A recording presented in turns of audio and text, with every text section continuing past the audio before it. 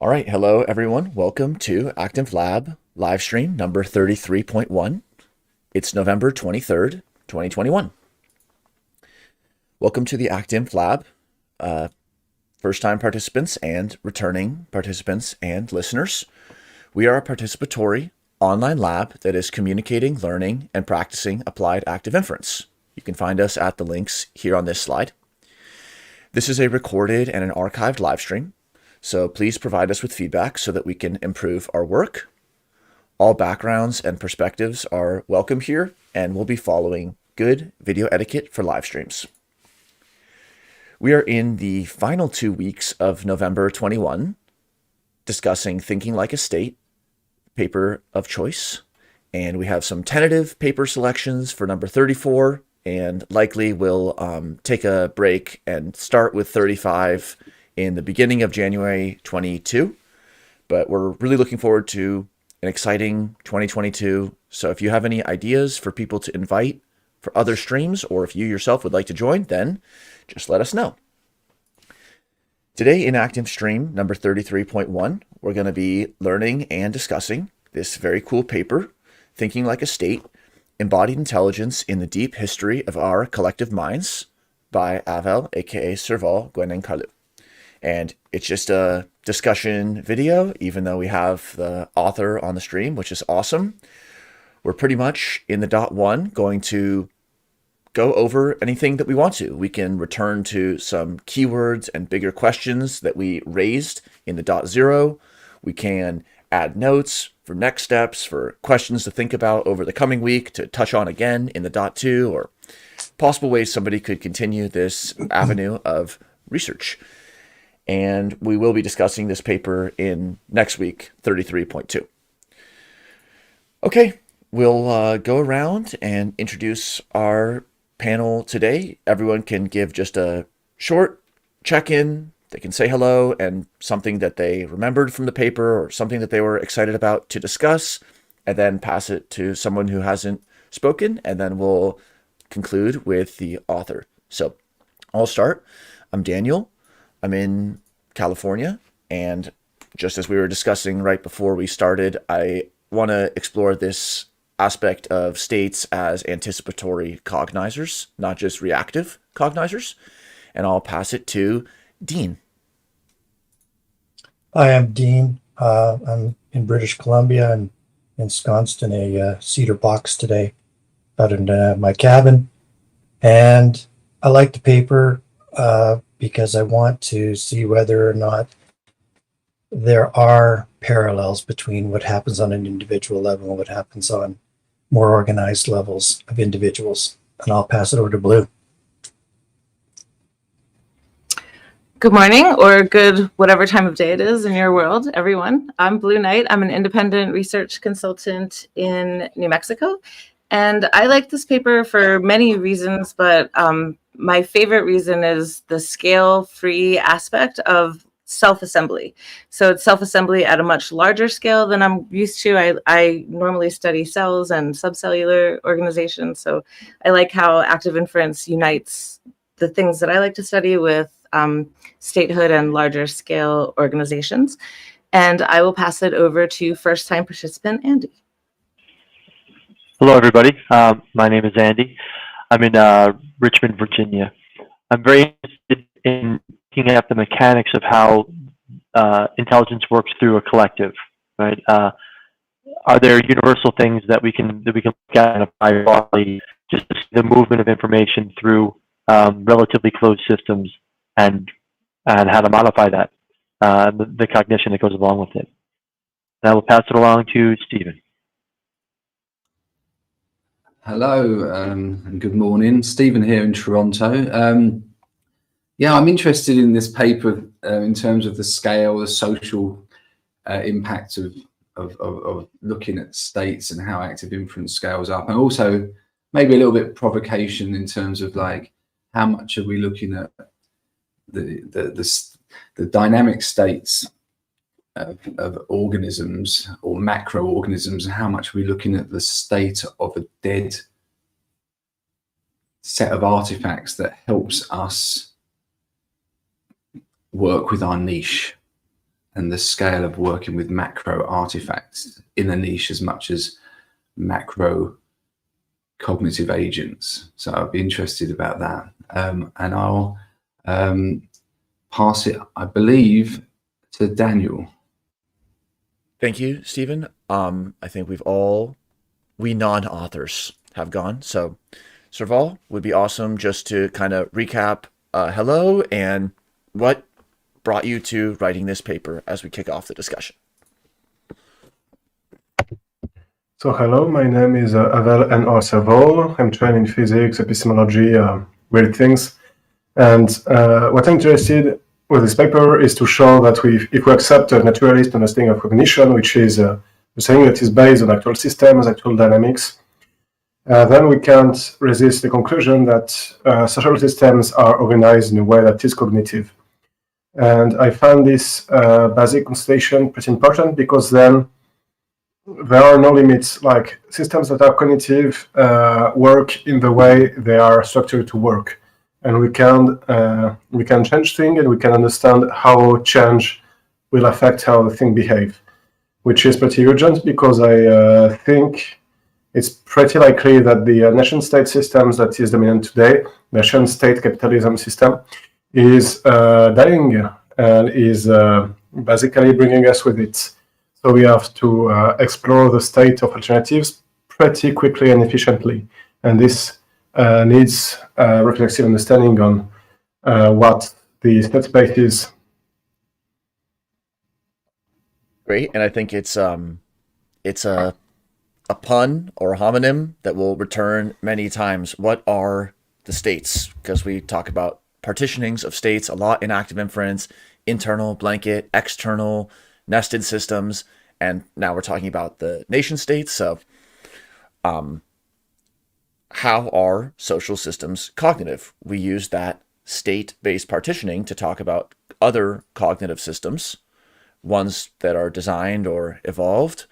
And so we're applying active inference to study the cognitive properties of states. Stephen, and then anyone else, and I'll just keep on adding notes or questions and people can look at it or suggest things in live chat. Go ahead, Stephen. Thank you.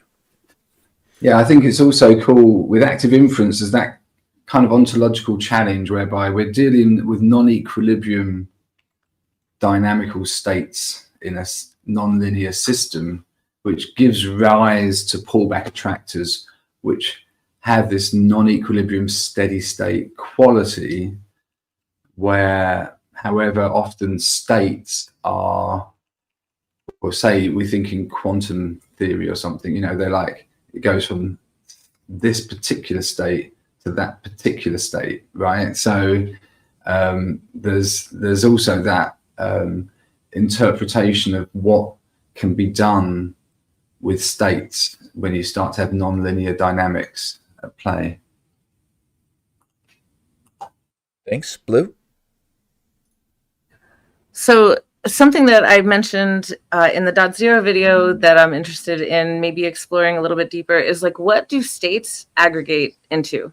So what is like the grander scale if we're all just self-assembling into something, and the quantity of states that are produced? I can't remember who said it. Maybe it was Avel, that states like arise as a result of war and faction and division. And so as we are progressing forward in time, there's an increased amount of faction and division. And like, it doesn't matter how homogenous a population is, they will find something to divide about. And so like this creates more city-states within city-states within city-states.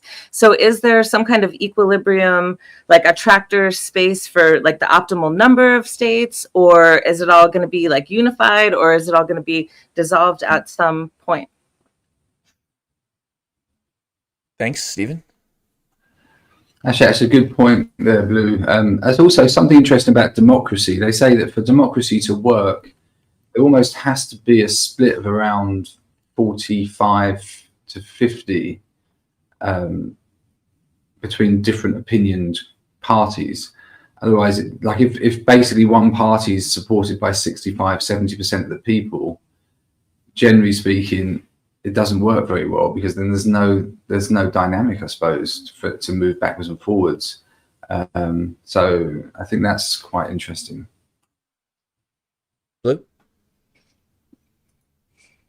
So when we talk about the minimum number of like states or entities to exist for democracy to function, opinions, it's interesting, you know, in the system that Mike Levin works with, back from our July live stream, the computational boundary of a self, he works in planaria, which are regenerating organisms, but you have to have a minimum number of cells, and particularly like a minimum number of stem cells. So I think it's like 1,000 cells at base and like 120 planarian stem cells, or you don't get regeneration. And so like what kind of dynamic is required, or how many people, and even for like, you talk about hunter-gatherer organizations, like 50 to 500 people, they think, made like an optimal hunter-gatherer colony, like less than 50, and you're going to be eaten by coyotes or whatever. So where is that optimal number in statehood? What does that look like? Yeah, what aspects of a system are necessary, sufficient, incompatible, at odds with certain kinds of regimes of state? And it is really funny how we talk about policy selection. Policy sounds like it'd be more from international policy than it would be from reaching for your cup of water. And then we talk about regimes of attention. Usually people hear regime, they're thinking some historical regime of a state, whereas regime of attention doesn't necessarily carry that connotation. So linguistically, there's a lot of contact points, and that's why I think it was a awesome contribution by Serval, was to just draw those out, ground it in the physics of critical systems and of cognitive systems. And that's what is contributing to, hopefully, some of the ways we'll explore it's going to be used going forward. So Dean, and then Stephen. Yeah, this might sound like pushback or challenge or whatever, but it's just, I have a personal issue with the entire idea of scale free, like that there's some sort of invariance across scales. And I think that, like, when we see, for example, a lowercase a morph into an uppercase a, even though they are of the same categorical type and fit in the same place in the alphabet, there is a change that goes on. And so there is a scale variance aspect to this that I think, so again, this is my sense of it, as opposed to sort of the agreed sense that there's a scale free process in play. The other thing I would wonder a little bit about is when we take a constructivist view, a city as built, I'm not sure what happens to the bidirectionality that active inference affords. So again, I'm not saying that we can't find qualities in both, but I'm not sure that a city as a reflection of something constructivist is necessarily how living things reflect and predict. But again, I'm open to having my mind changed. Thanks, Dean. Stephen, and then I'll have a comment on the constructivism. Yeah, I was just also think it's a good point with Blue about the Mike Levin's work and the question of how things are scaling up. And of course, the big thing that Mike Levin did mention, that they've got these quite a lot of ideas around how things grow, multiply, relate, but no idea how they stop. And that's kind of also interesting in terms of, when we think about scale as like, has the organism reached its point because the top scale, the maximum scale, has kind of been reached? Or is there some sort of, is it that it's the dynamics at a mid scale, which is like an action scale? So it's not that it's ever arrived at its thing, it's just arrived at its meso action policy landscape, which is available. And is that availability then understood from what's inside, or is it something that's checked to something external in the environment? So that I think is an interesting question. Thank you. Capitalizations, yeah, you have to, the state capital, capital punishment. There's so many other funny word plays, but to the constructivist comment. So one sort of simple constructivism would be like, I mean, there weren't bricks there and now there are, so the city was constructed and now it's the scaffold for us to interact in. So you asked, Dean, where's that bidirectionality? So I think there's a few ways to talk about the bidirectionality.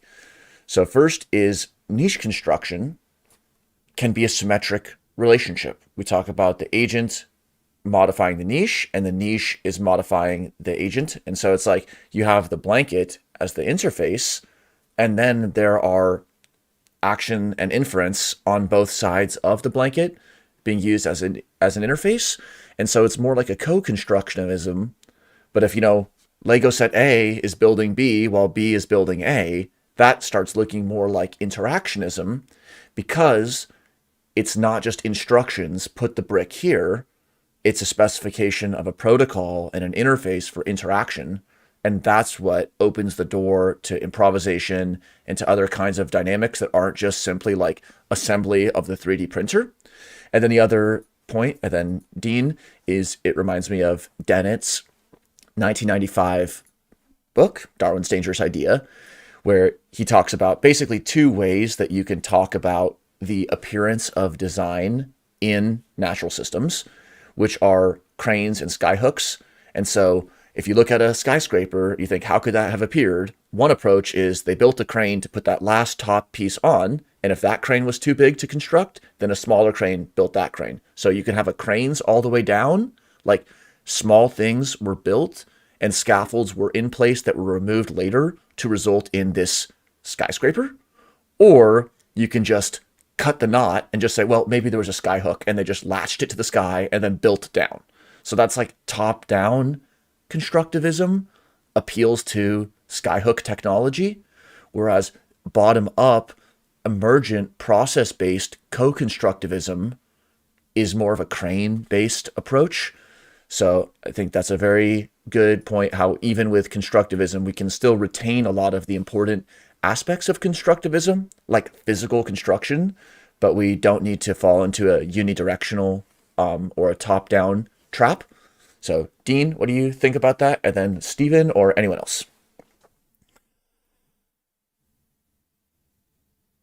I think the important point, Daniel, is what you just mentioned, which is the trap of prematurely collapsing to the top-down privilege. For example, if you go to just outside of Denver, you end up in a place called Red Rocks, and then the question becomes: Did somebody enact Red Rocks because they put a stage at the base of an amphitheater, or did Red Rocks enact everybody who was attracted to that place? And so all I'm basically suggesting is when we look at how things are constructed, we don't want to lose sight of the fact that sometimes things construct us as well, sort of the skyhooks aspect of it.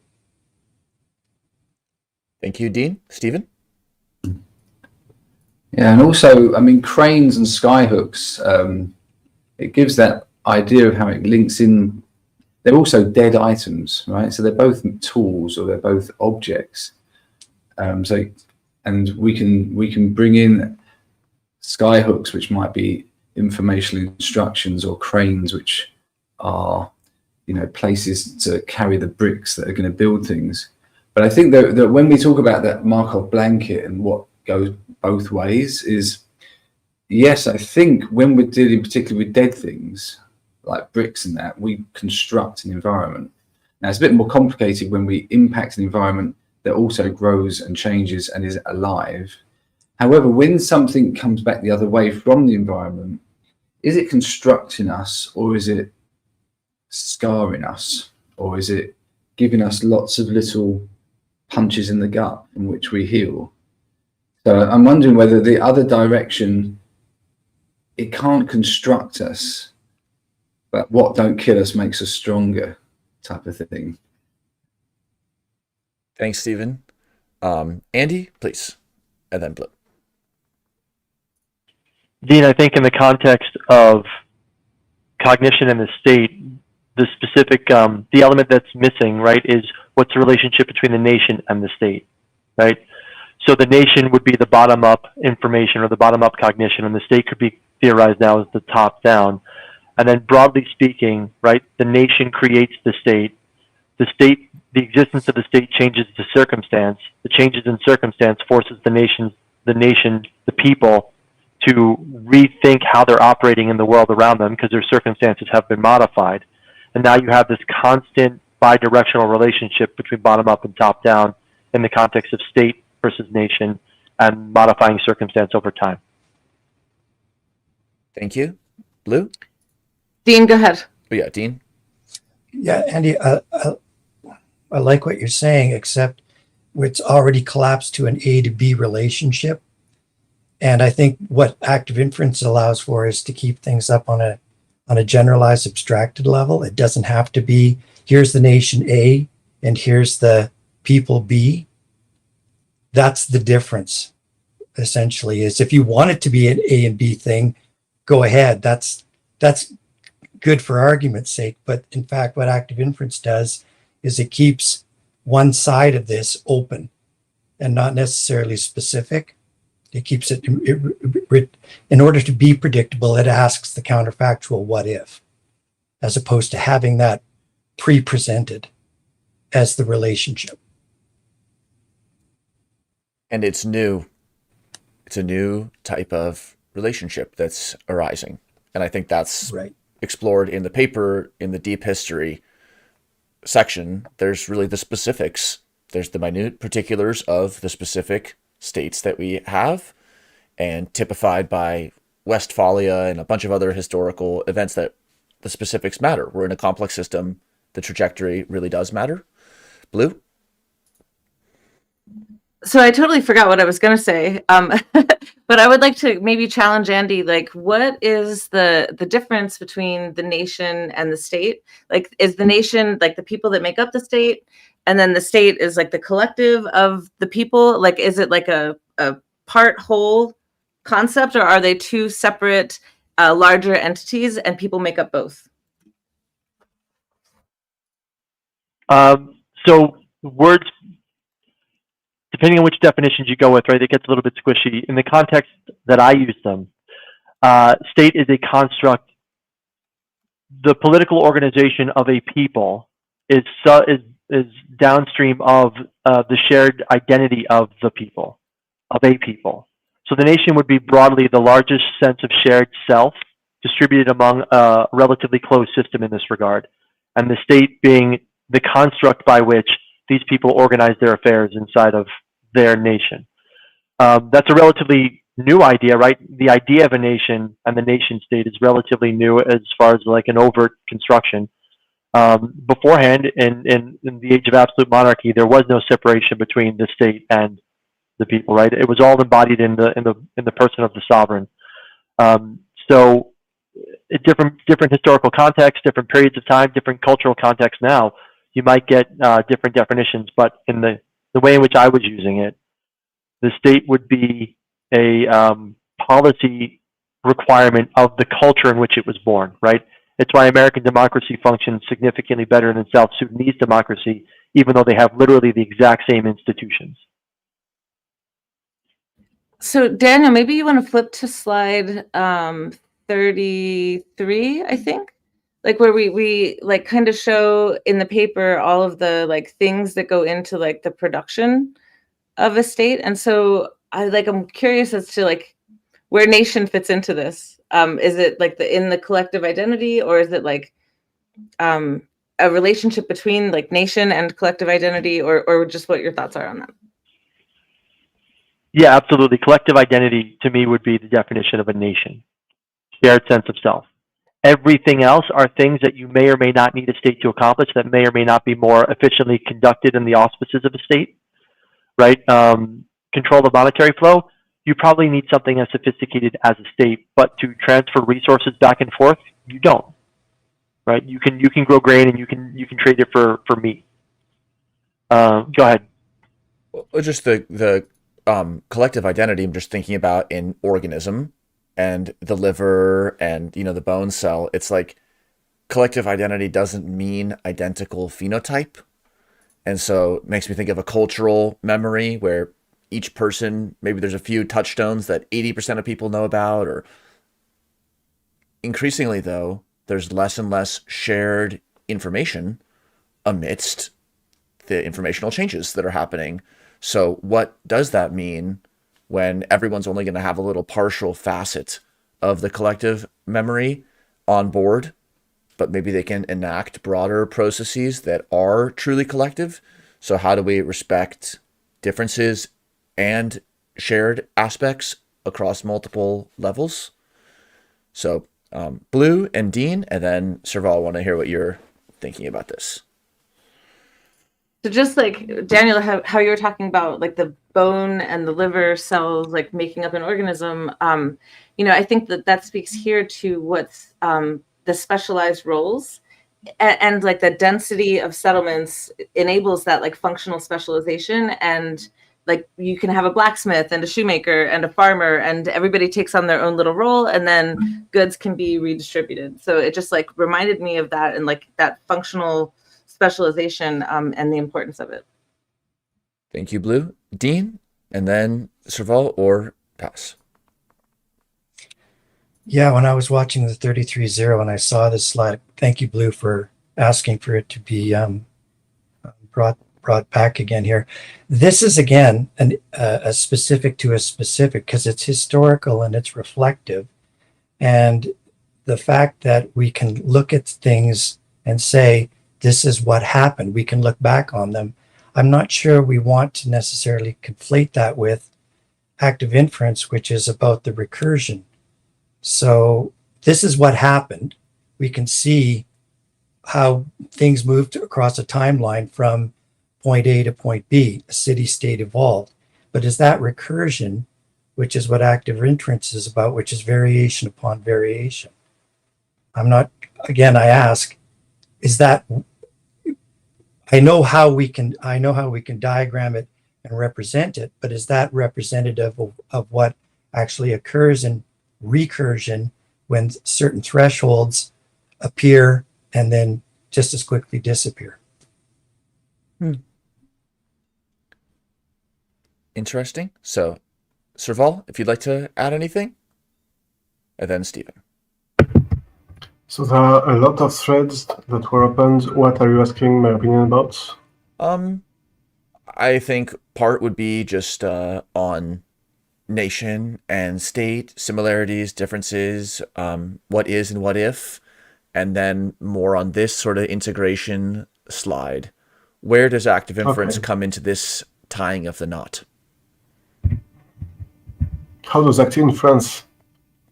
About nation, I don't think it does.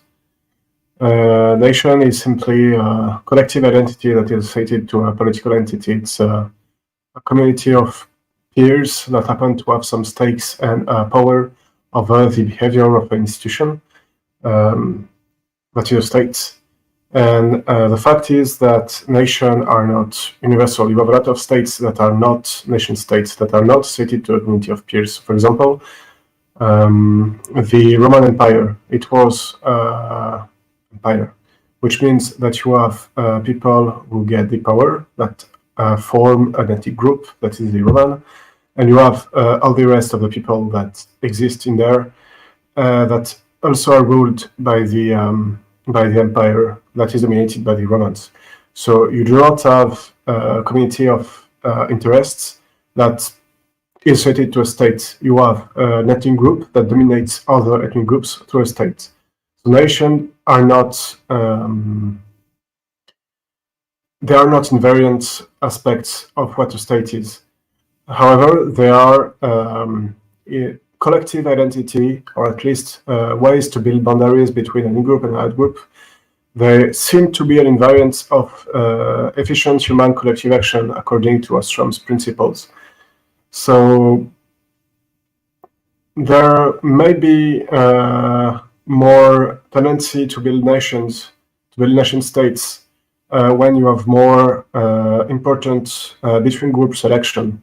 And it is said that, I don't know of any computational quantitative work that suggested it, But it is said that modern Europe is pretty extreme in terms of between group conflicts of war, because the Diamond Agreement is that the geography basically enables trade at great scales, but prevents the constitution of an empire in Europe. So historically, there were a lot of states in Europe as compared, as say, in China, where you have a big state that is, I don't know, in terms of surfaces, maybe 2 or 3 times like Western Europe is, and more integrated than what you can have in South America because of the mountains. So you have a pretty ideal regime to get a lot of intergroup conflicts and to get a selection regime that favors nations, organic nations that somehow correlate with states. And that's what happened to be instituted through, I don't know, Westphalia, the French Revolution. I don't know the history of that. There are a lot of pathways in Europe for nation states, but in Europe you got nation states that originated, you got pretty aggressive kinds of imperialism that originated, and both can be traced, I think, to an intense regime of between group selection and of war. And you have results that tend to say that war explains, in the sense, predicts more political complexity, which is a debatable construct that basically maps the scale of integration of a society.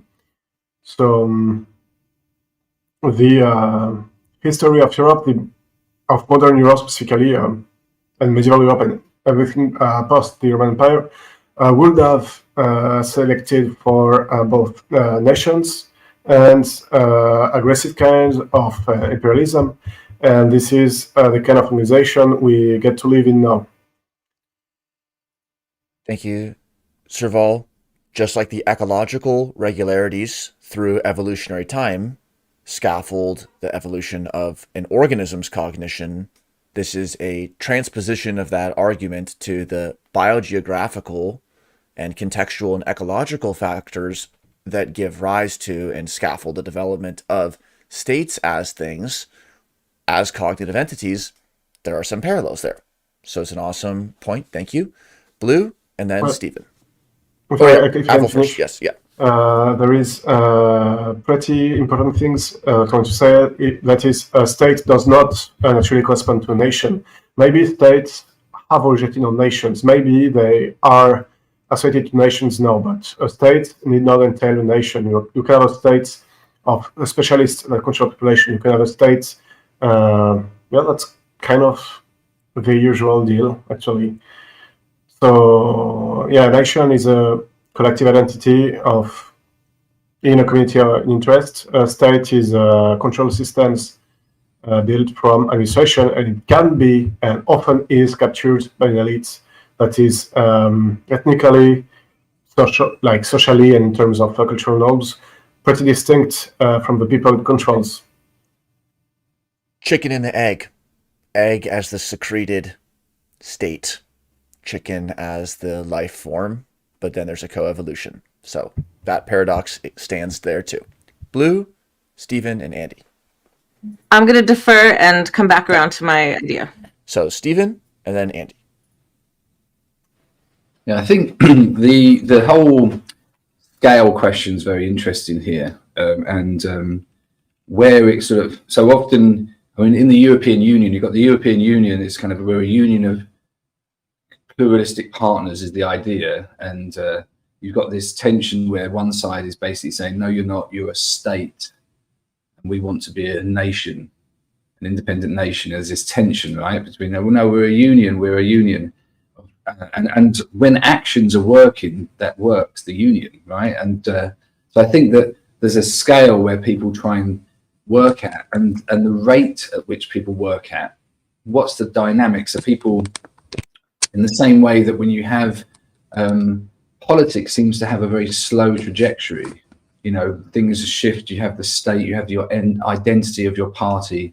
However, near an election, a week, the phrase is a week is a long time in politics, and it is near an election. The dynamics start to become much faster. Things can change much quicker. So this scale question again comes in is what is a unit of identity? How does it manifest at different rates? And just one other thing in terms of identity is in participatory community-based action research, okay, they talk about community as actually a unit of identity.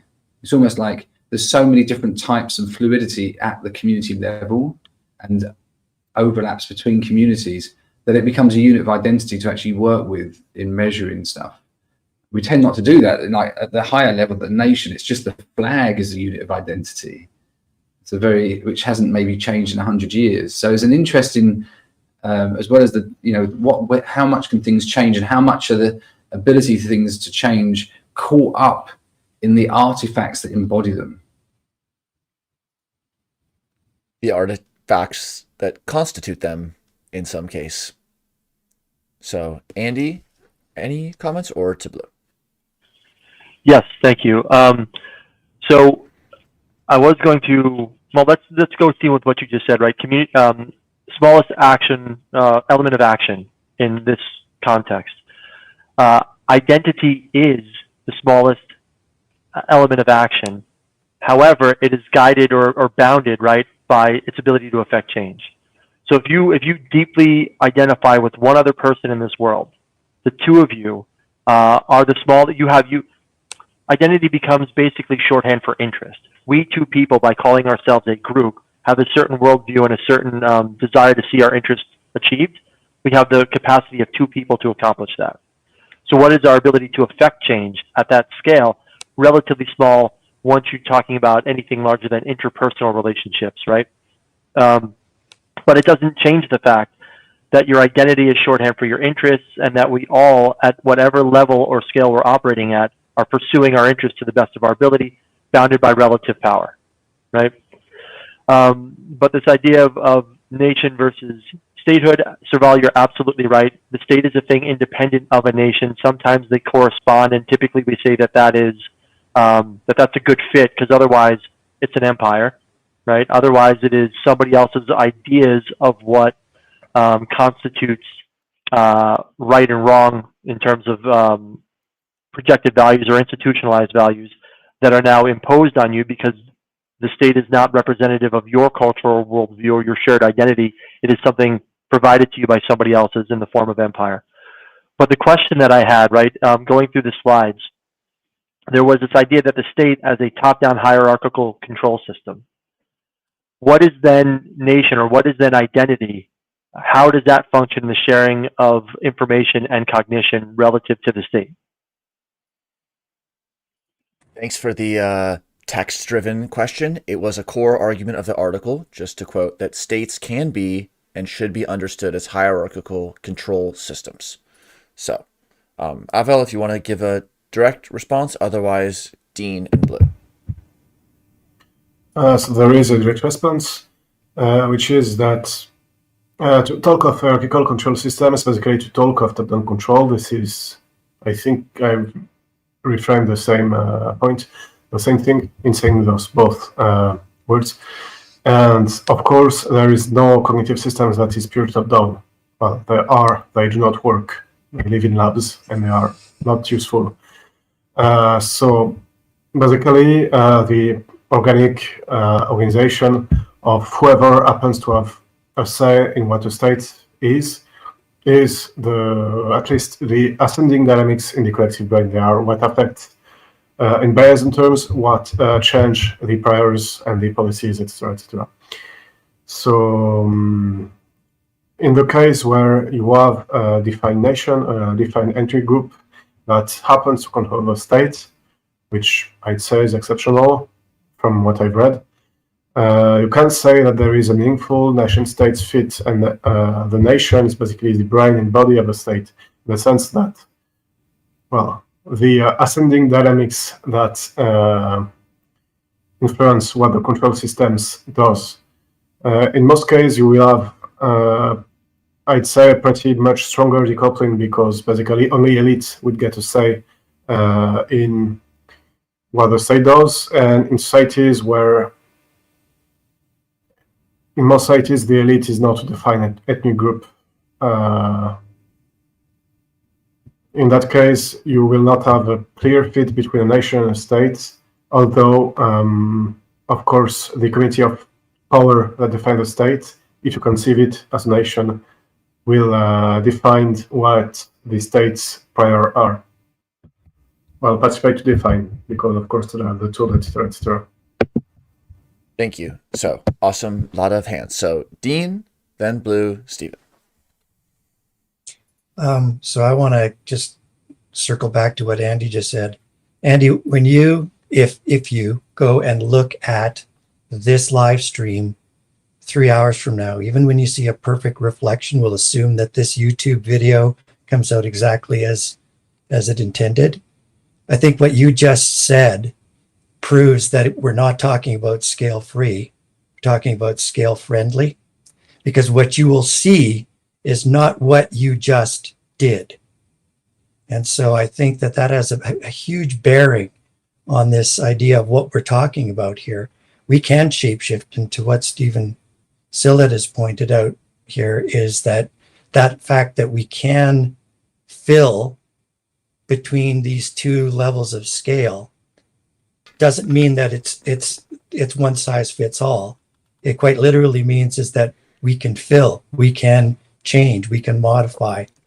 And I think that's recursion in its essence, as opposed to taking a reflection and knowing that the next time we look at that, it's going to be different because there's some elapsed time between the moment we said it and then the moment we heard ourselves say it. Dean, I think that's an awesome point with scale free and scale friendly. Scale free, people usually mean to say that the mathematics or the formalism doesn't have an a priori system of interest or scale. Like this is a centimeter theory or this is a kilometer theory. So it's scale free because it doesn't have that a priori reference scale. But then scale friendly, it's almost like, how about you tell me what scales you've identified and let's make them friends through interaction and iterated modeling. And so we're friendly to scale and scaling, but that doesn't necessarily mean it's free. Although from the other side, it's also fair to say that it's a scale-free framework in the way that a Bayesian computational framework or even a linear model is scale-free. It doesn't a priori say that kilometer is the default unit for linear regression either. Blue, and then Stephen.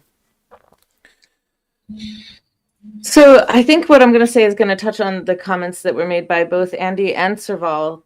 First of all, in terms of this relationship, like the mutual interest being the fundamental unit of identity and like collective identity, this really goes back to expansion of your cognitive boundary beyond yourself. And like when we were talking about the computational boundary of a self, again, I'm going to like always refer to that live stream, but there's an informational sharing when there's an identity sharing. So when you expand your cognitive boundary to include more than just yourself, like if you have like a really deep connection, a really deep relationship with one person, you have like a great degree of mutual information between you and that one person. And then, so say you have like a family unit or like a network of close friends, there's a large degree of informational sharing. And so in this sense of building a nation, like the fundamental unit of identity then maybe is actually informational. So it goes back to like Bayesian principles where there's this informational sharing that then allows you to update your generative model. So just to kind of speak to that, and then also maybe to just like maybe help Andy make the link like between downward causation imposed by like a government or like a hierarchical control institution and like the emergence that happens like when people come together and share information in a collective. There's a super cool paper by David Krakauer called The Information Theory of Individuality, and it talks about like in order to become an individual, and there are many different kinds of individuals, but in order to become an individual there has to be like a bidirectional information flow that's both emergent, starting with like the fundamental units, like the people sharing information. There's an emergent and then a top down, so bottom up and top down. And like when you have this bidirectional information flow, that's like what allows you to form a boundary, I guess, around your collective, something like that. Thank you, Blue, Stephen, and then anyone else?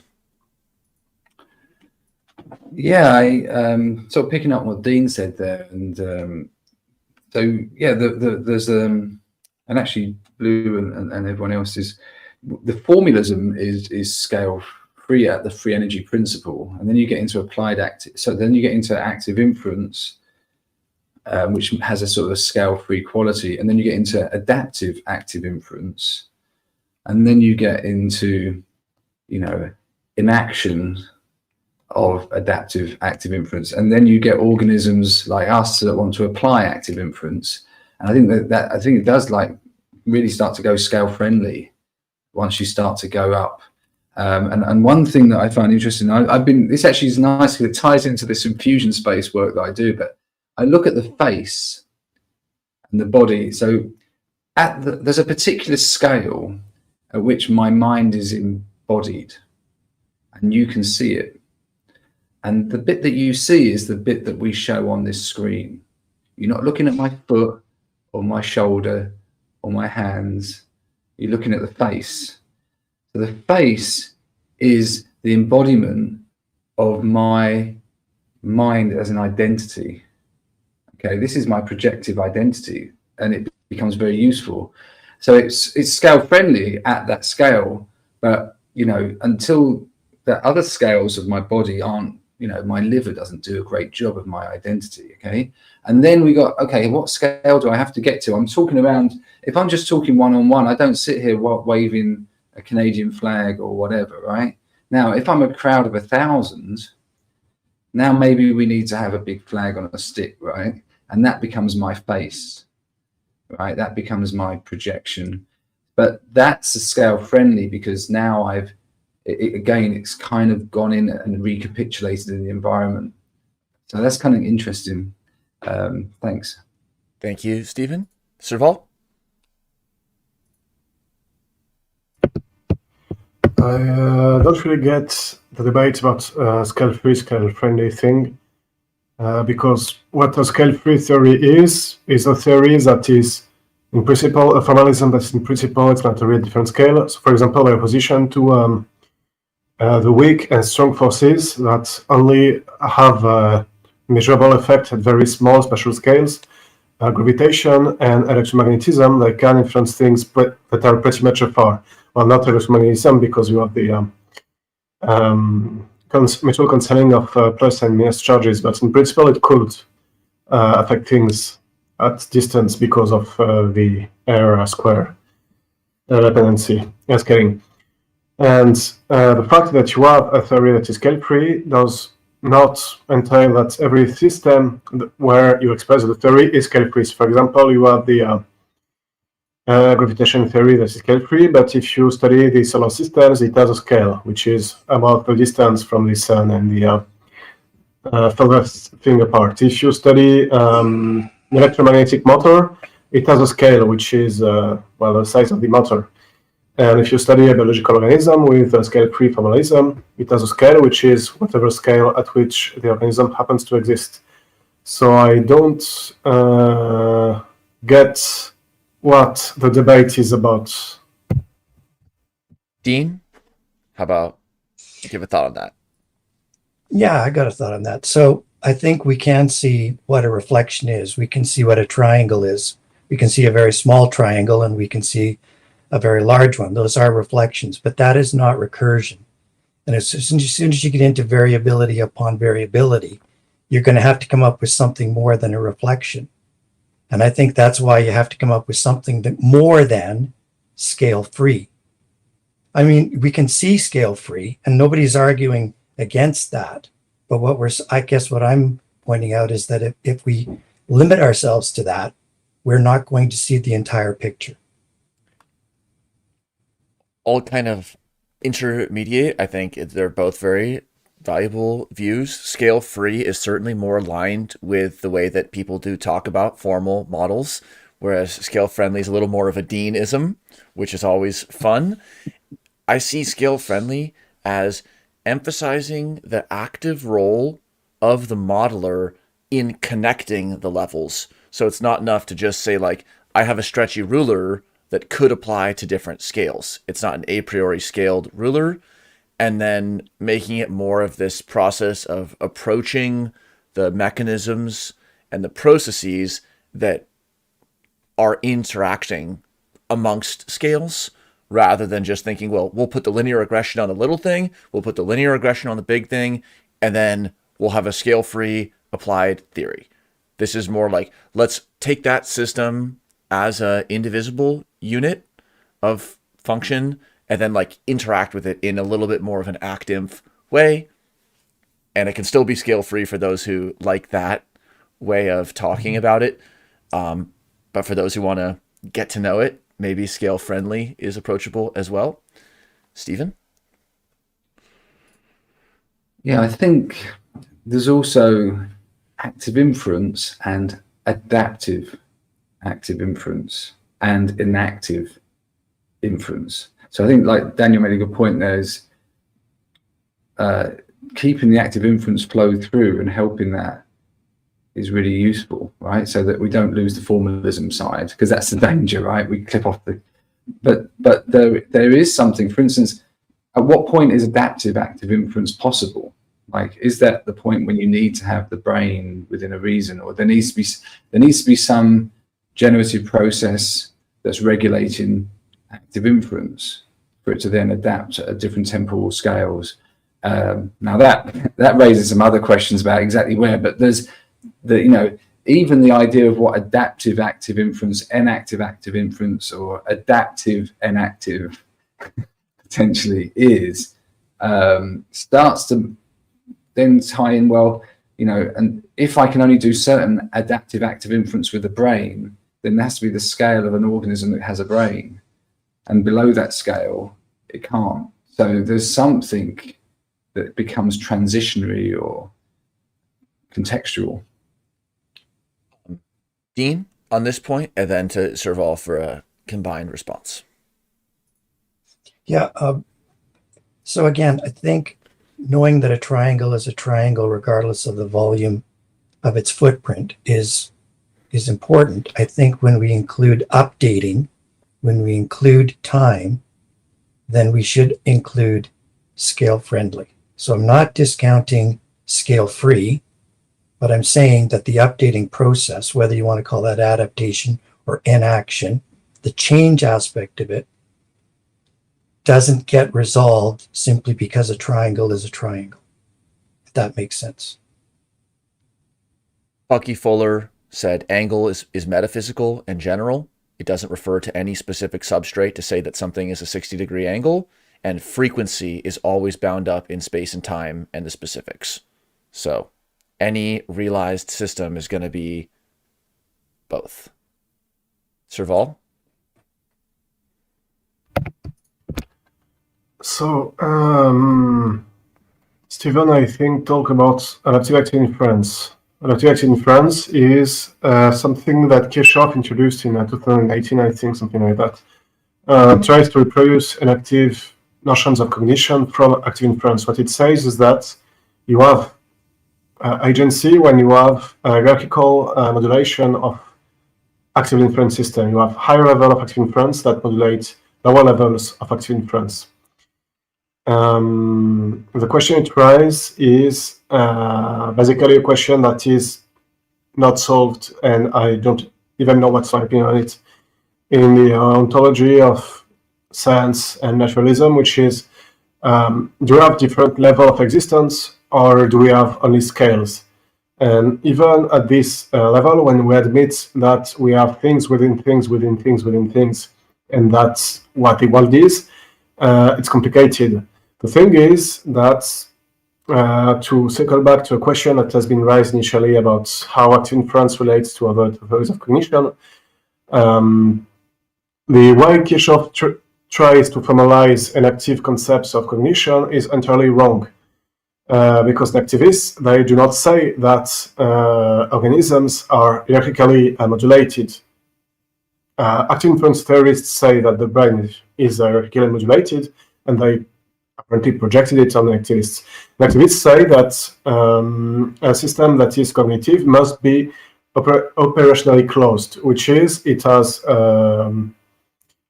a set of, it has a structure or an organization, I don't know which because there is a distinction, that basically reproduce its own existence without any clear support, without autonomously from its environments. That's not how they say it, but whatever. And we have a specific formulation that is computational. It was formulated by people from the Basque Center of Life Sciences, I think the name is, which is constraint closure. So we have constraints that are slow processes that shape how faster processes behave. And we have a lot of them. And collectively, this lot of constraints shape faster processes so as to maintain themselves. That is constraint closure, and that is what the latest version of on the elective, not agency, but autonomy notion is.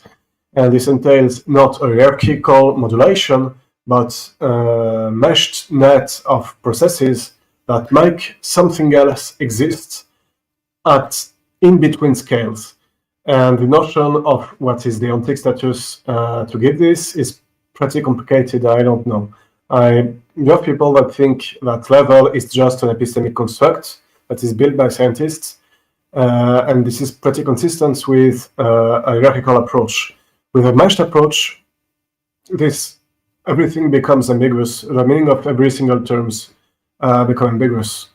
So I have no idea what will be a correct way to refer to this. ScaleFree says what it says, that it is not interested in specific scales of behavior.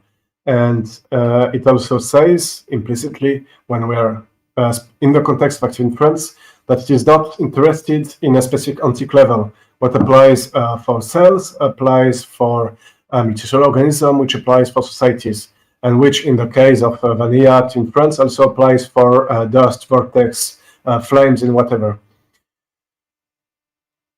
So I'm not sure. I'm still not sure what the notion of ScaleFriendly is supposed to do and how it relates to the question of whether states are properly cognitive, because we don't need a proper version, a proper notion of scales, and a proper ontic distinction, epistemic distinction between what is recursive and what is only a scale invariance. We only need to state what being cognitive is, and to check whether states are, and of course, what this means for the broader epistemic constructs we've built around this. Thank you, Serval. Blue, then Stephen. So I have to go back to the Active Inference live stream number 30, where we talked about how to count biological minds. And really this raises, so when you're talking about the distinction between adaptive active inference and mere active inference, and in this theory about how to count biological minds, is everything that's biological, do all things then have a mind? Even down to the single cell organisms. And in this paper, there are a lot of people who have this mind life continuity hypothesis, and a lot of people really ascribe to that. So in this adaptive active inference versus mere active inference, I couldn't find the line. I really pressed on Matt Sims about this, and he responded beautifully. He also couldn't find the line. So at what scale or what level does adaptive active inference transition to mere active inference? And what I'm fundamentally getting at is okay, so are you doing mere active inference if you're a single cell and you just move forward and back towards a repulsant or an attractor? Is this mere active inference, or is this adaptive also? And so adaptation to the niche, to me, I think that happens at all levels. But there was this distinction made in that paper that adaptive active inference happens when the collective forms some emergent behavior that makes it more fitted to the niche environment. And so where is the state then a biological mind? Does the state make a set of organisms more fitted to its niche through this collective adaptive behavior? Or is it maybe maladaptive? Because overall, as a species, the more divides we have, the more war we'll have. I don't know. Thank you, Stephen. Yeah, thanks for this meshed nets idea. I think that's definitely true, and this kind of fits in with the kind of meshed architecture. I wonder if, like Blue was mentioning about this different scales of active inference, identity is quite important here, and the nation state is a kind of is maybe identity driven, and I kind of wonder if we're to scale that down. I was thinking scale down. I was talking about the face there earlier, but for instance, the baby in the womb, okay, is the release during childbirth of the hormones which triggers the woman to break her waters, basically like a broadcast from the identity of the womb. So, okay, body, I'm here now. I'm a childbearing womb. I'm declaring myself in the same way that maybe the pituitary gland, but it does it all the time, declares itself at certain times to crash out, create insulin. So could we see that this meshed architecture comes at a scale where it's possible once and then it's like, and in the same way then the nation state, maybe as we go up in scale, the expression of signifiers to broadcast out becomes greater and greater, becomes a bigger and bigger part of it, and maybe the biological processes become less a part of it. Well, definitely it's the question of realism and instrumentalism, whether it, quote, is a broadcast or whether we'll just choose to model it as. So one of those is definitely safe territory, and the other one is a little bit harder to make claims about what the territory is versus the map that we choose to draw around the territory. But very interesting points. Dean? Okay, I'm on. I just want to make sure that I'll get feedback from people on this. So to me, adaptation, okay, adaptation around what is, which can be scale free, or if we're talking about active inference, do we also include the counterfactual what if? And I think if we include the what if, then I'm not sure that adaptation looks the same. It's not reflective. So I'm not pushing back on Serval as much as I'm asking, are we overfitting? Are we saying that recursion doesn't matter? And are we saying that ScaleFriendly doesn't matter because we only want to concentrate on what is? That's my question. Dean, I'll give a thought, then Stephen, and then anyone else. Active inference agents that are capable of doing adaptive active inference as a title. So just a recently proposed word, as Serval brought up. Their internal generative model includes a model of perception and action, as well as of cognition. So that's metacognition. The what is of metacognition at one level can be a what if at another level. What is the agent can actually be imagining a counterfactual with respect to perception and action. So cognition is that friendly scale.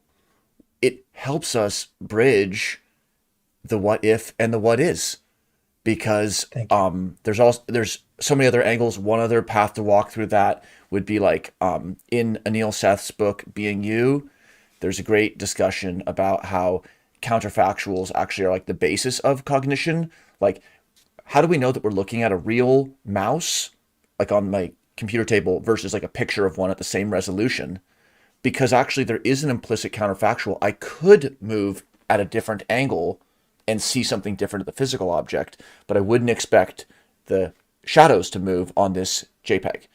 And so actually the difference in our perception between two things that visually can look identical relates to deep situational awareness that actually blur or at least reimagine the relationship between what is and what if. Stephen, and then Blue. Thanks.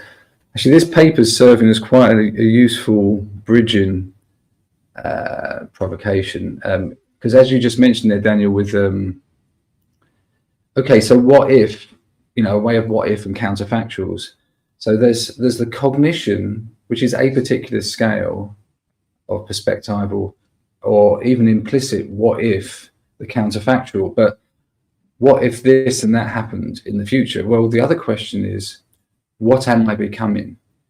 And actually, if we want to look at ScaleFree, if active inference is based on free energy principles, and free energy principle was pretty much the only form of nonlinear dynamical system out there, but now we've got some of this stochastic chaos work. Also, like if you go right back to nonlinear dynamical systems and a lot of discussion around nonlinear dynamical systems, people are thinking about that as a process of becoming. So how, because it gives you a way what dimensionality you can use. Well, the process of becoming starts to tie into that, and cognition, as we see it, maybe the process of being is more a process of becoming, but the process of what I broadcast, if using that term very crudely, but what my identity conveys is a much more steady, much more of an artifactual state, if that makes sense. Especially if I take a photo of it and put it on my profile on Facebook. Thank you. Here's an article on being and becoming, and that distinction, as well as I'm sure a panoply of German words, has been discussed for a long time about the relationship between being and becoming. And just to give one thought before Blue, that generative model of the ActInf agent includes what kind of agent am I, what are my expectations, preferences, affordances, etc. So we get in the deep active inference framework built in what if, and then what, and then who would I be, and how would others see me, and what would they think if I were to do this, and then this were to change. That's all part of the state space of what's possible. These are like the grammar in terms of the very austere outline of perception, cognition, action, and external dynamics that allow composition and new design motifs for those kinds of questions to be asked. Blue? So if you wouldn't mind flipping back to the twisty slide, I think it's 33. And when you're thinking about, like, are we talking about what is, or are we also including the what ifs in the model? Like when we talk about what it's like to build a state, so this is like how states have been built before. But how can we like take this and, like, as Daniel was like referring to at the beginning of the talk, like how can we take the what has been and incorporate like what if via active inference to predict like how to optimally form states in the future? So is active inference incorporating the counterfactuals? Are we going into what ifs, or like what about what's next? Like not just what if, but what's next to predict like the cognition essentially of a state, and how it's going to think going forward. Great question. And what's next? We can have our expectations, we can have our preferences. They can interact in a different way. So Dean, then Andy. Yeah, Blue, I think that ties in with the point twos that we tend to do. All I would add to what's been said is that if we're looking at as is, we're looking at this reflection, and can we ask off of that, of what are we becoming, of becoming, which is a function sometimes of scale, many times of variation. So I know I keep beating this horse because I want to include the variation and the fact that time changes our picture. That's all I want included in this. And I don't think that as is a perfect copy as we update. So maybe I'm explaining this wrong, but I think as change occurs, that perfect reflection, that perfect copy doesn't move forward without variation, concentration. Sometimes we just toss it out the window. Andy? That's the what if. Sorry. Thank you, Dean. Andy, and then I'll give a thought on the as change occurs. So in my travels, I've run across this idea that somebody tried to quantify functions of a state that are universal, right? What are the things like how do you maintain healthcare? Not necessarily which way is better, but distribution of resources, education, healthcare, things that we associate with the state. Maybe not every one of them, every state exists or every nation exists, or let's stick with state. Maybe not every state does every one of them. Certainly not all of them do it to the same degree of competency, and they are all bound within the expectations of the people who comprise that polity or that entity. But to get after your question, Blue, right? If we want to get to what if, how is this different? How do states form differently? What is the optimal thing? Then I think you've got to get down to like a core set of variables for which states are supposed to provide solutions to or address. And then from there, we can see, well, what if they did it this way? What if a state prioritized this and not that? What if a state prioritized this function over that function? And why would they? Right? What are they responding to? I don't think that they're responding to necessarily uniquely physical or material requirements. I think there's some interplay between intellectual or values-based requirements as well as material requirements, all mixed up in time and space, given which parts of history we choose to preference in a particular moment. Thank you. So one note on the as change occurs. So here's a very influential book with a broad follow-up lineage on the geometry of biological time by Winfrey, and it brings us back to the discussion of Kairos and how change occurring in Chronos, we become like Procrustes. We have to stretch and pull and change the sequence of action to fit onto the scale as defined. Whereas thinking about the space of action, the geometry of biological time is defined more by action, like embryological events, rather than how many seconds have ticked on some atomic clock in some bunker. So that as change occurs can be through time, but it may not be the kind of time that gets ticked out on a clock. And that's just a very different way to talk about actions and inference, because it's dynamic, but it's not just like, okay, the clock's running and things are changing. It's like there's actually a timeliness to action. And so we're talking about the dynamics of the context and the timeliness. And then maybe there's ways to map Chronos and Kairos, or maybe one time we play more into one or the other. So Dean, and then anyone else. Yeah, just real quick. Thank you, Andy, because I think what you did is you applied a partition to preference and priority, and you made sure that we didn't say that they were one and the same. And so in real time, we see an evolution throughout the discourse. So I think that's a real example of what kind of happens as we update. So one other random thought just from earlier, and then of course anyone just bring up a thought, or anyone in the live chat. So we were talking earlier about like capital with the OL and capital with the AL. Okay, so this was pretty interesting. Capital with the OL comes from Capitolium, the name of the temple of Jupiter at Rome on the Capitoline Hill. So, dating in English from the 14th century. So that is referring to like this building. That's like very much like city on a hill.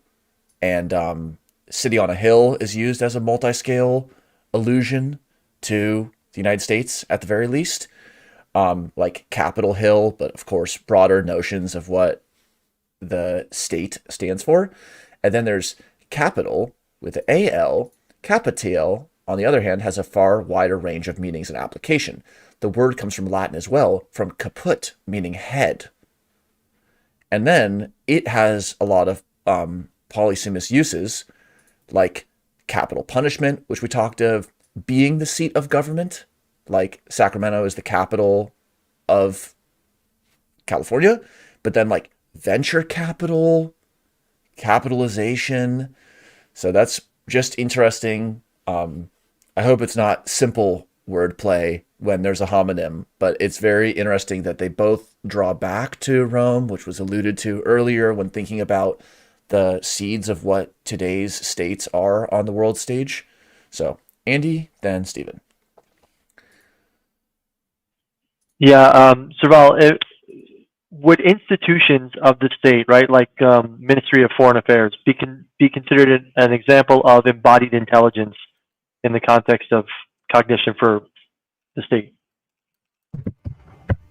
Yes.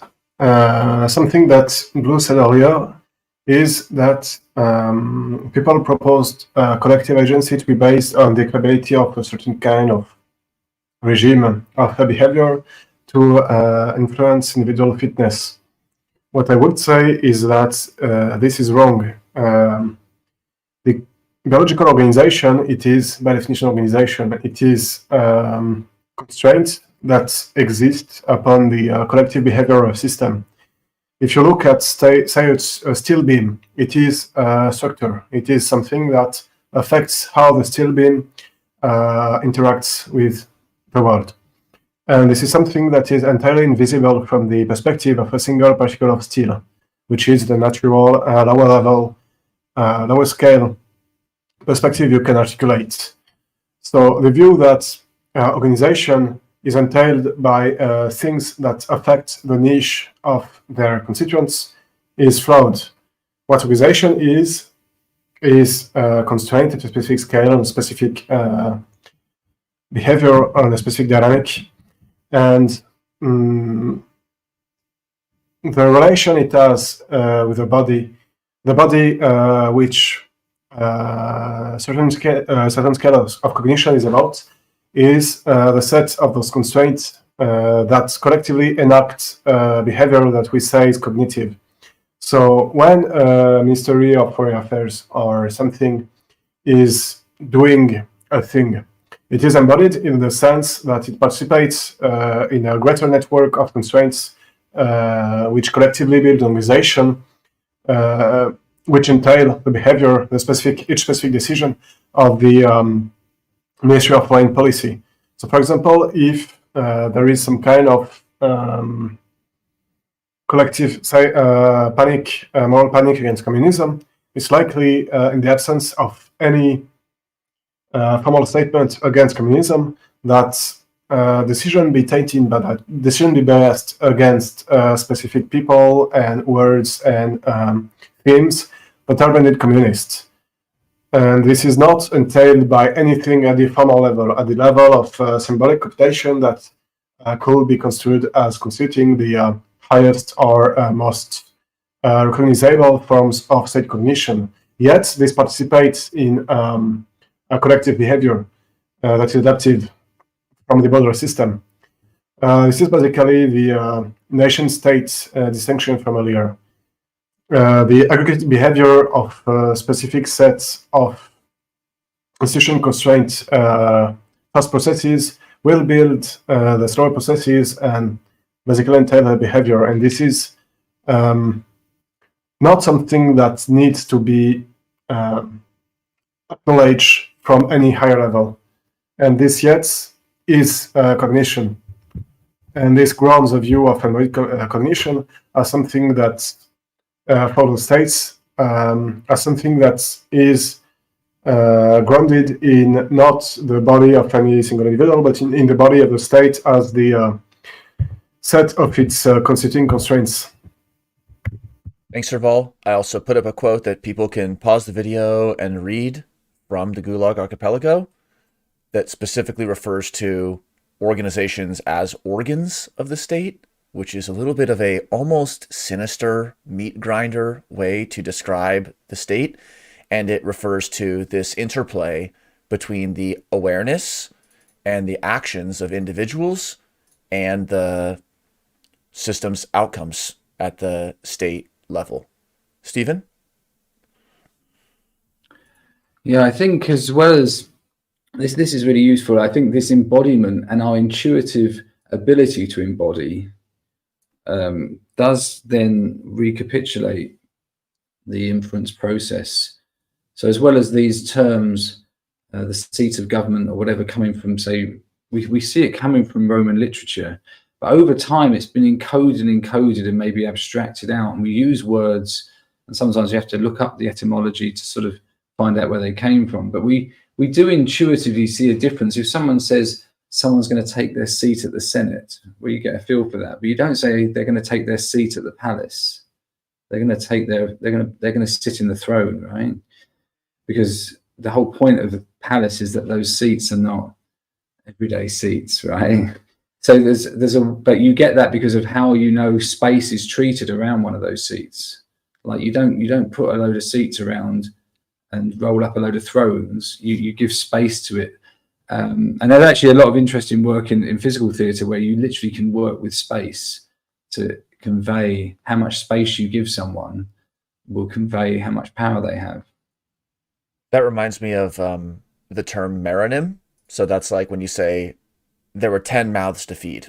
It's referring to a system by referring to the sub part of the system. So it's kind of like merotopology is about the parts and wholes, and merology. And so the meronym is when revealed through our language, we say there were 20 seats on that committee. And the fluidity at which that is semantically unpacked shows that there is a relationship. Like when you say there was 20 mouths, you think there was 20 people.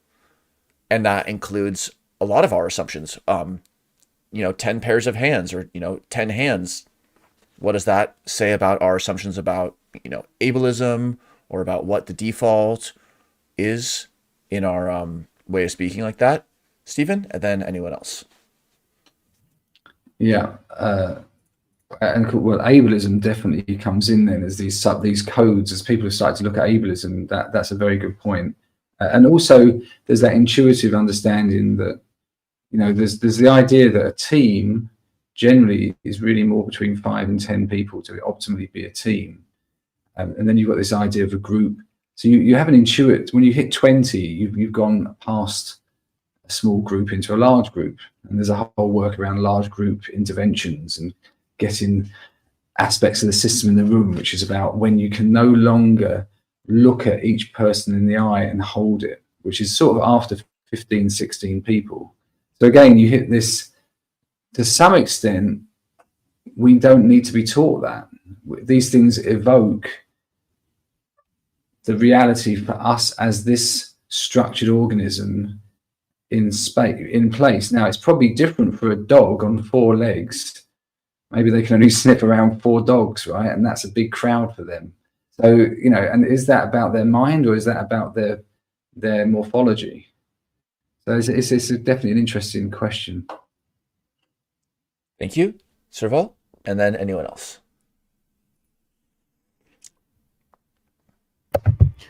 I like the way you talk of the throne as something that whose function is communicated through basically embodied cues, because the cognitive activity of the state is embodied in constraints that are not human, but those constraints need to somehow affect the behavior of humans, because those faster dynamics are basically the dynamics of a human individual.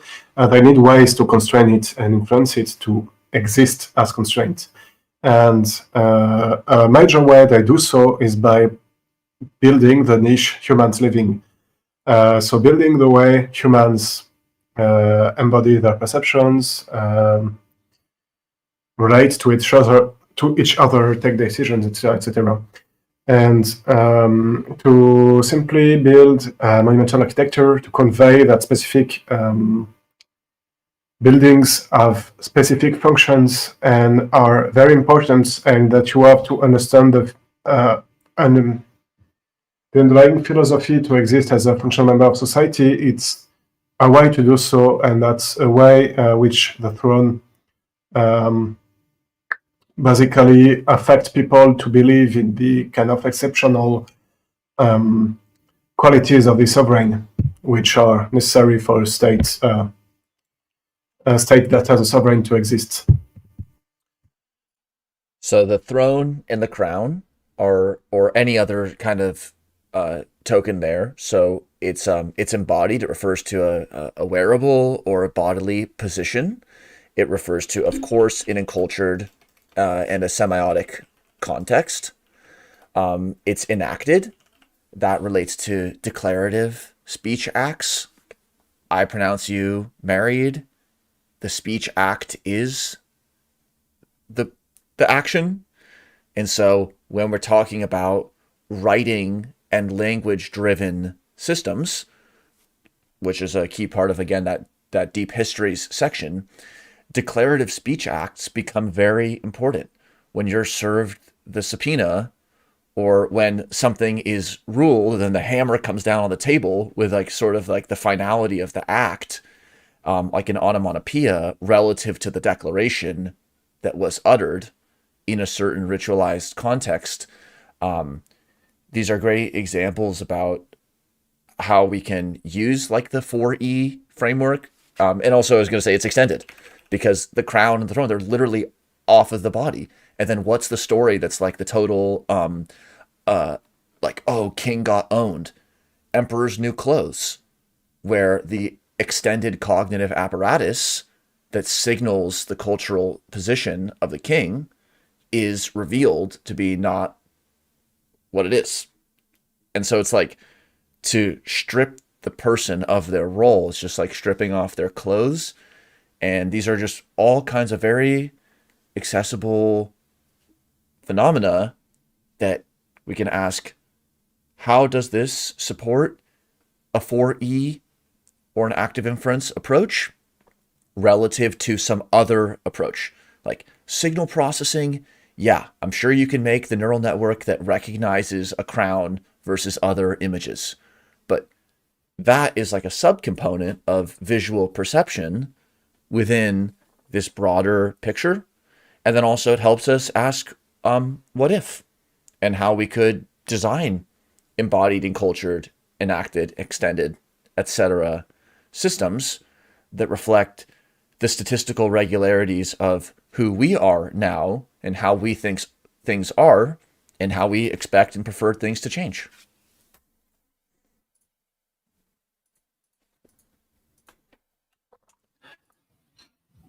Stephen? That's a Yep, good, go ahead, Stephen. Yeah, I think that's a very good point, and maybe this is where, you know, the Serval was talking about constraints there, and also I suppose comes back to that idea of when to stop. I talked about this a little bit with Dean yesterday. Is when do we know when to stop is one of the big challenges about, you know, ecological contexts. And I keep thinking, so, you know, you have the hammer comes down, you know, if you have a state, you know, the hammer comes down, you viscerally have an embodied understanding of what's being communicated by them. You know, that comes down, something's been hammered out.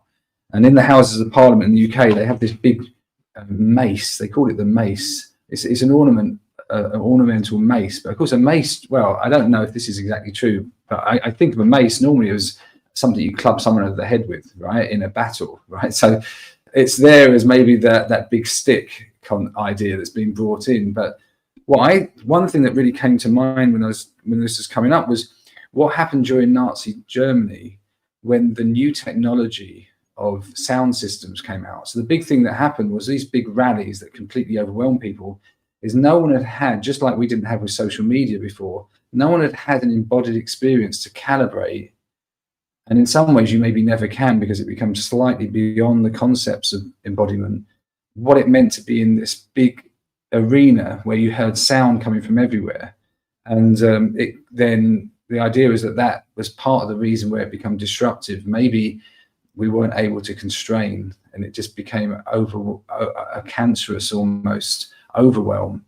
But there's something about new technologies and the ability to constrain and find a state that is to some extent sustainable, and when it becomes out of control. And is there something about the embodiment that Daniel was talking about there?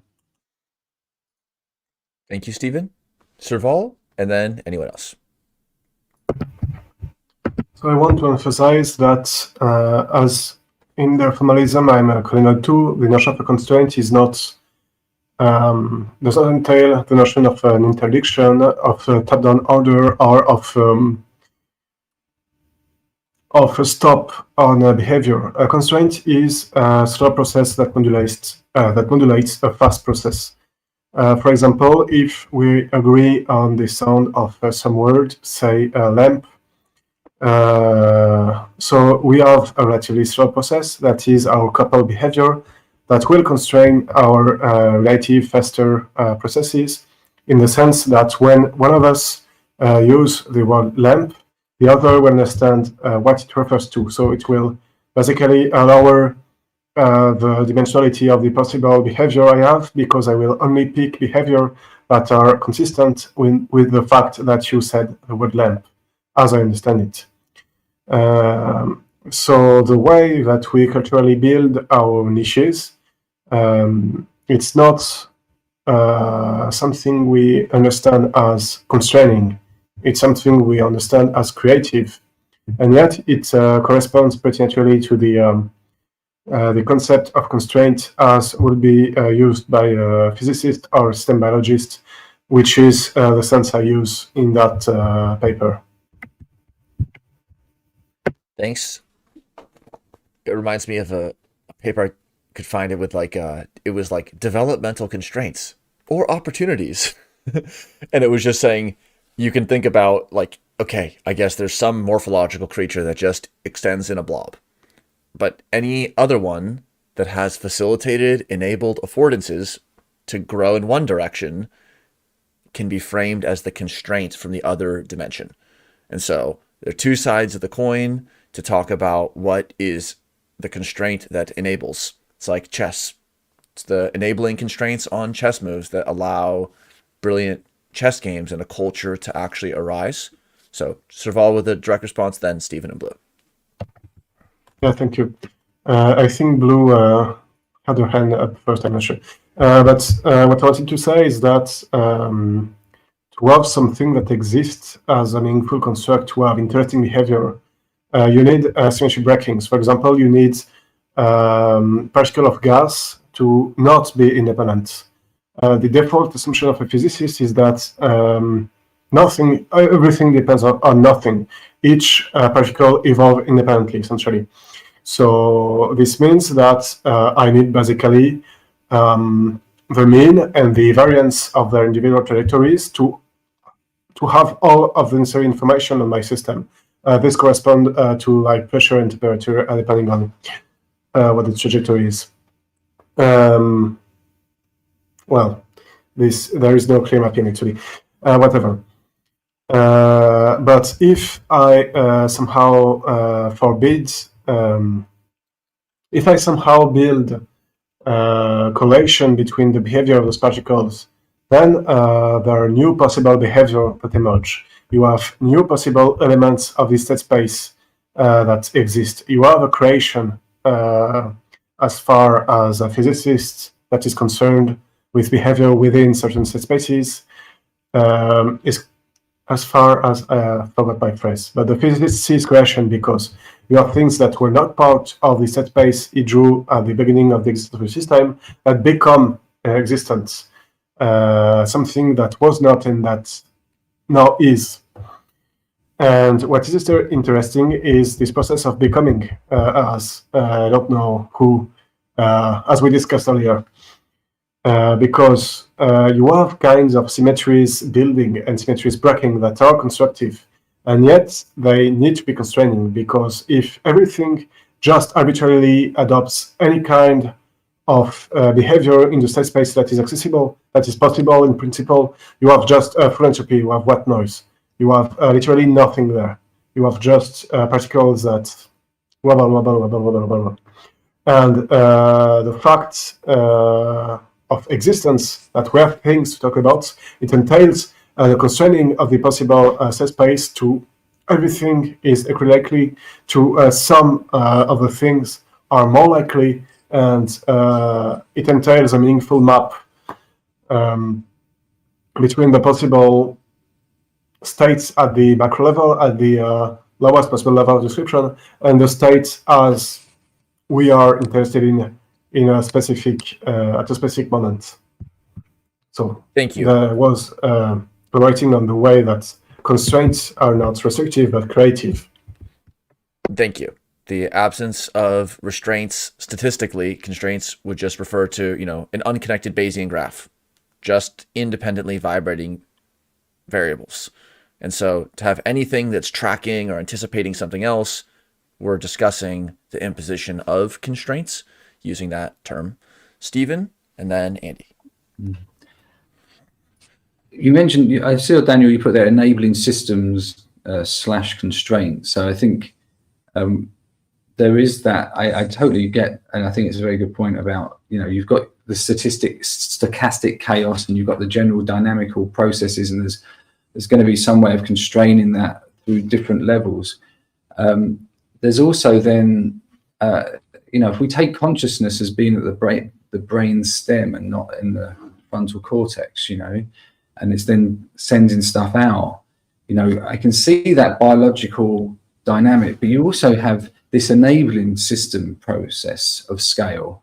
I suppose that in a way I was just referring to, and these things can start to be like the ball rolling down the hill, so to speak. And it starts to accumulate its own, because it doesn't need to extract information to make inferences, to make things happen. It's just happening through thermodynamics and dynamics.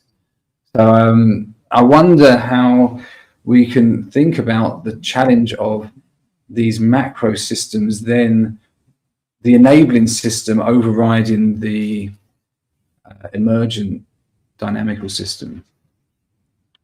Thank you. Andy?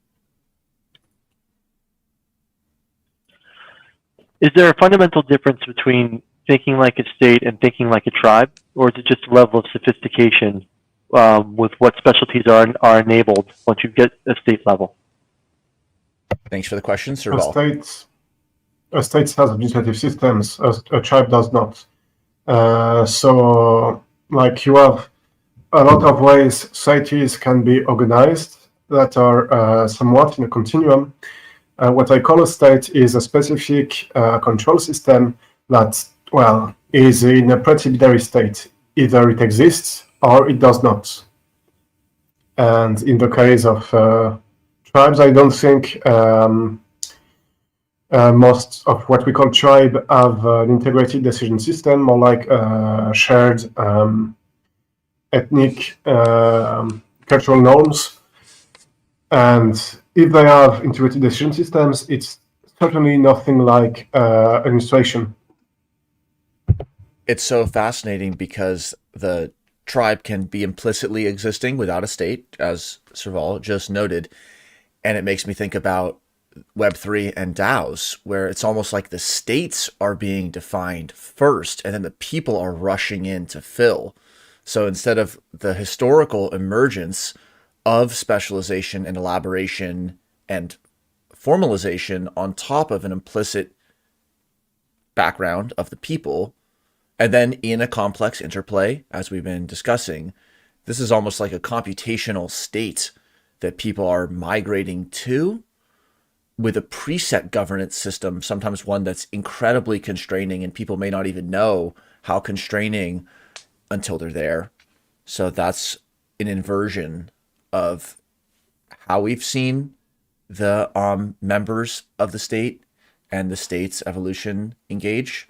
So more things change, the more they stay the same, but it's a different river for sure. So Dean, Blue, Stephen. I think I found something that I can say I can agree with Serval and maybe some of the people who really like genetics, because I think constraint really matters, and I think the idea that ratio is not phenotypical drift through neutral mutations, even though mutations are a ratio of the non-mutations. I also think that ratios and randomness accommodations are not the same thing. So I think constraint allows us to be able to see the difference between those two things. One is when a triangle is a triangle, and the other is when a variation plays upon a variation. And I think we can accept both. That's what I think the constraint piece actually helps us pull the two things together. Thank you, Dean. Blue, then Stephen. So just to kind of go back to what Andy was saying about the difference between a tribe and a state, but also like, when do we know when to stop? And processes that constrain. And when I think about this, like bidirectional information flow, like if the emergent energy is too strong, like then it's out of control, right? There's no constraint. But like when the constraint is too strong, like I think about like, you know, even in mental action, the idea that like you have your grip is too tight. And so like whatever you're trying to control like pops out of your grip, right? Like, so like you can squeeze a balloon and then boom. And so there has to be like some balance. And I just wonder if that balance is like quantifiable. Like, does downward information have to equal upward information flow? Like, is there like a balance between those two things that allows like a self-emergent or not a self-organizing entity to maintain in the state of an attractor? Because if like the information flow is too much in one way or the other, the balance goes off and it'll steer away from that attractor space. Stephen, and then I'll add a comment on that, Blue. Yeah, I think that there's the ability to constrain is going to be at different levels in the state. You've got certain things which are just like constitutional. We hear this in the States. There's constitutional rights, right? They're fixed. They can't change. It's been there for 200 years or whatever. And then you've got more negotiation. And in the UK, you've got the government has to go and talk to the Queen every couple of weeks or every week. So in theory, the Queen could constrain.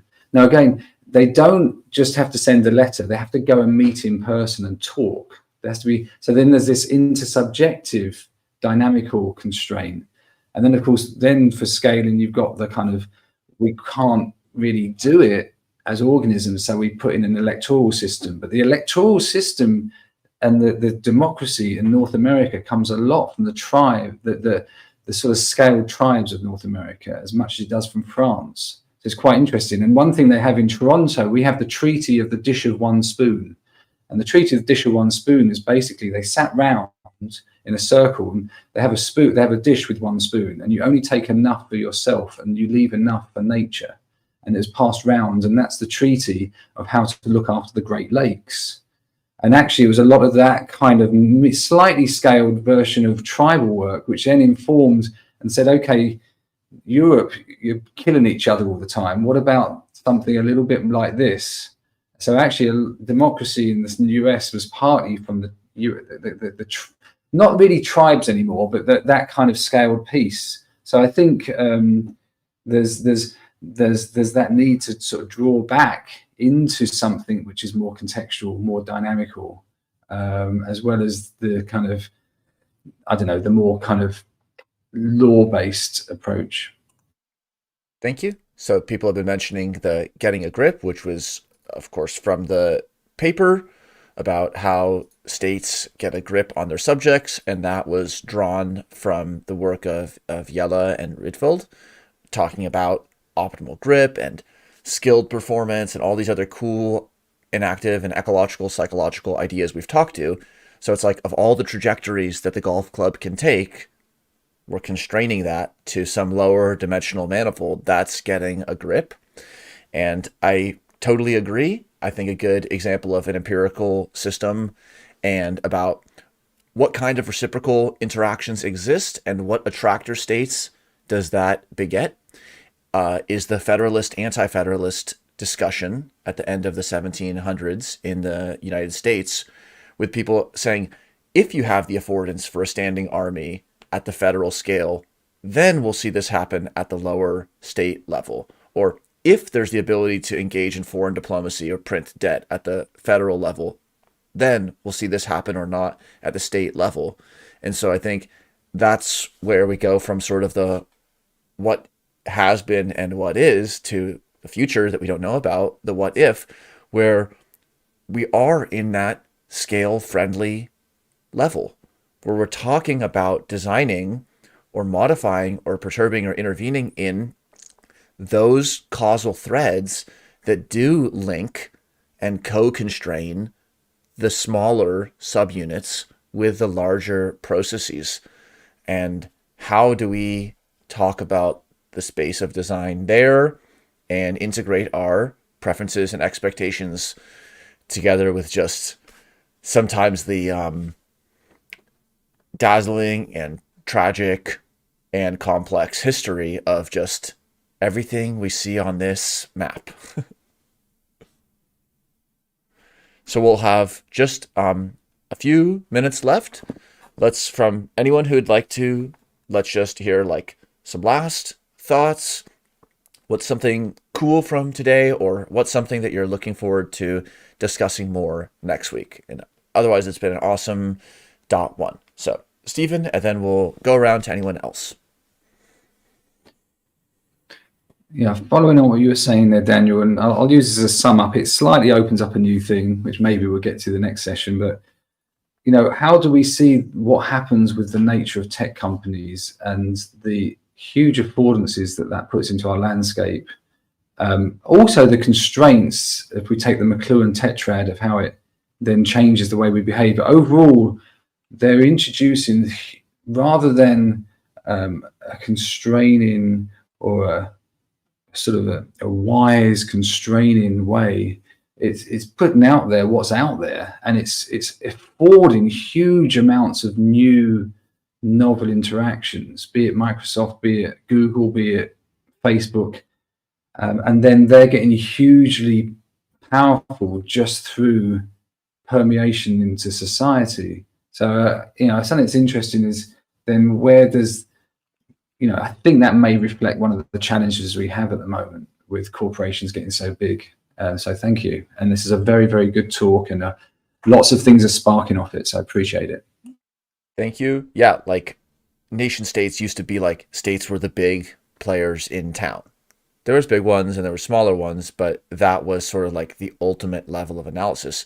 Web 2, we saw websites, stock tickers, Apple, Amazon, etc., become bigger than many states and intertwined and amongst them in a way that sometimes is even more advantageous, though they don't have citizenships themselves. They have user identifiers, they have revenue flows, they have governance models. And then now into Web 3 we go.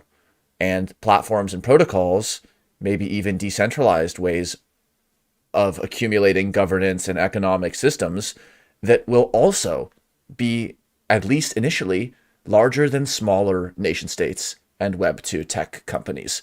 So there's going to be like legacy, like Web 0, 1, 2, 3, 4. All of these systems are going to be on the same territory, but they're going to have different maps. So they're going to be coordinating very differently. Would anyone else like to give a closing thought? I think there's a lot of stuff in the .2 that we'll be able to like jump off into, like Serval next week. I want to hear about where we go next. Like, what are your next personal research goals, and what are other opportunities for individuals who want to like learn more or research or apply in this area or under this framework? Blue, and then anyone else. So just a final thought, I'd like to like discuss more, or maybe get more into like, what is the state anticipating, and how do they anticipate what's coming next? Just predictive behavior. Yeah, and it will be fun also to like just connect some of these to the core terms in the ActInf ontology. Just like, what are the sense states of the states? What are the action states of the states? Let's, you know, what is attention? Is that the most wanted list? What are the ways that we can just take the terms that we already have and start to build up this table of mappings so that we can, and maybe it's going to fit on multiple levels. So it's not going to be just the one and only map of maps, but it'll be a draft, versionable, participatory set of mappings, and that'll be fun. Dean? Yeah, what I really appreciated about the paper was the ability to sort of look at things through the scale invariance lens. And now I'm really curious to see what would happen if we got off the map and started moving around and it actually incorporated scale variance, because I think that's really the and then what happens piece that this paper affords. It gives us a good grounding, and now we can step off of that and think in the hypothetical space. And I'm really curious to see where that goes. Excellent. Andy, if you have any last comments? Well, thanks for letting me play. I really enjoyed the conversation. And a lot of this was new to me, right? I'm new to even the idea of active inference, but being able to discuss it in concepts of the state, been incredibly interesting. So thanks for letting me participate. Excellent. Well, it's always a 2 or more way street. So we all had an awesome time. Thank you everybody for participating. We hope to see you here and or participants through listening in another live stream, in the lab, working with us on projects. So see you all later. Talk to you next time.